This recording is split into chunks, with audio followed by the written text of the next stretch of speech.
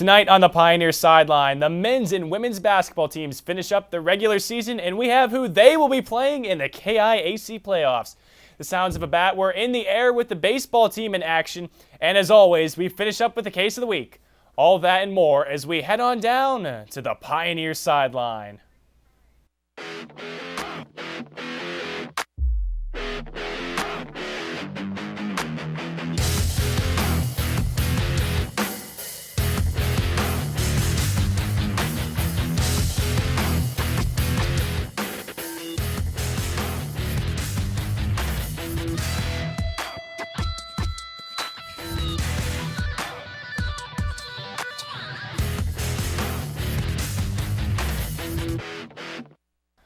Welcome to the Pioneer Sideline. I'm your host, Chris Hoffman. The women's basketball team has hit a bit of a rough patch lately. Johnie Freiwald now joins me in studio to see what they were able to do to finish up the regular season.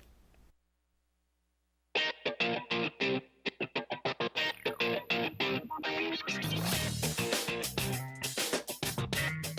has been a busy week for the Point Park women's basketball team. They have played 3 games in the last week and are playing a game this evening. During our last broadcast, the girls were taking on crosstown rivals Carlo. The Pioneers won that game with a score of 68-53. Then on Friday, the girls were at home against Midway for their senior night. They won the game with more than 30 points and a score of 81-48. The following day, the Pioneers played another home game against Cincinnati Christian. This game brought yet another win for the Pioneers, ending with a score of 75-65. 3 games and 3 wins brings the girls' record to 26 wins and 4 losses. The game that the Pioneers are currently playing is the first round of the KIAC tournament and is at home. The girls are ranked number 1 in the KIAC and are facing number 8, Brescia. Looking ahead, the girls may possibly play again on Friday, February 28th and Saturday, March 1st. It seems as though the girls have stepped up their energy in the last few games, and Chris, hopefully that energy will carry them through the tournament.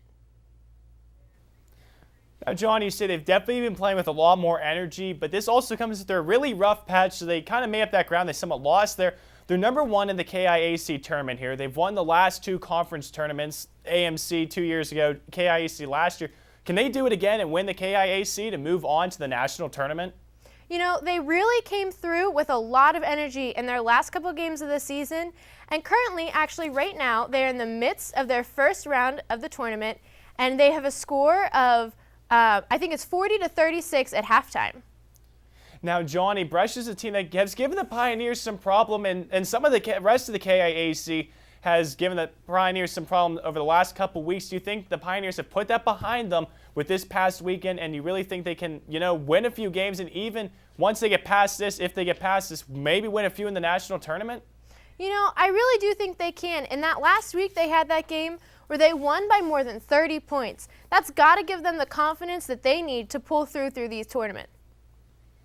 Now, Johnny, what do you think the Pioneers can do if they are able to make the national tournament? Do you really think they can finally get that push and make it past the first round where they've been stumped the last few years?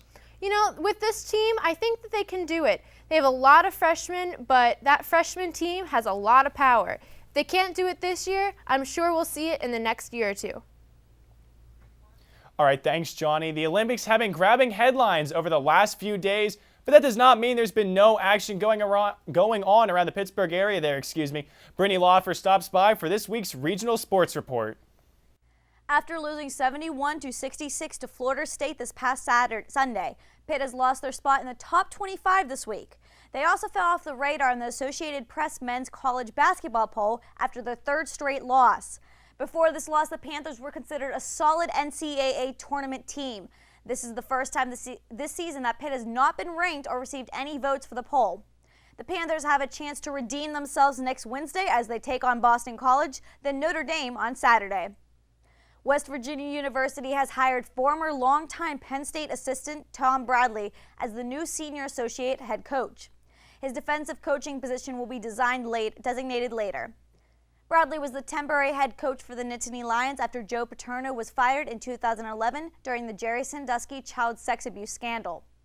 Bradley was defensive coordinator from Penn State from 2000 to 2011, where he was head coach for the final 4 games of the 2011 season.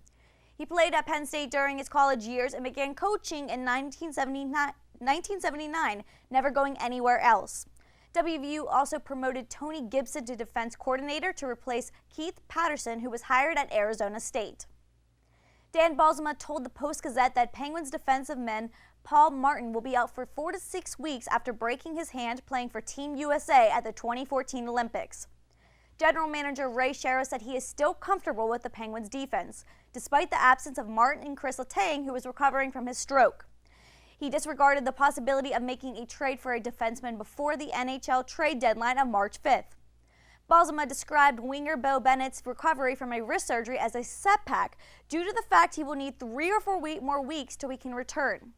Other injuries include winger Chris Corner, who will be out for another week, and there is no timetable for goalie Thomas Valcoon, who is recovering from blood clots. The Pittsburgh Pirates claimed third baseman Brent Morrow off waivers from the Toronto Blue Jays organization yesterday. The Pirates said they will make room for Morrow somewhere on their full 40-man roster.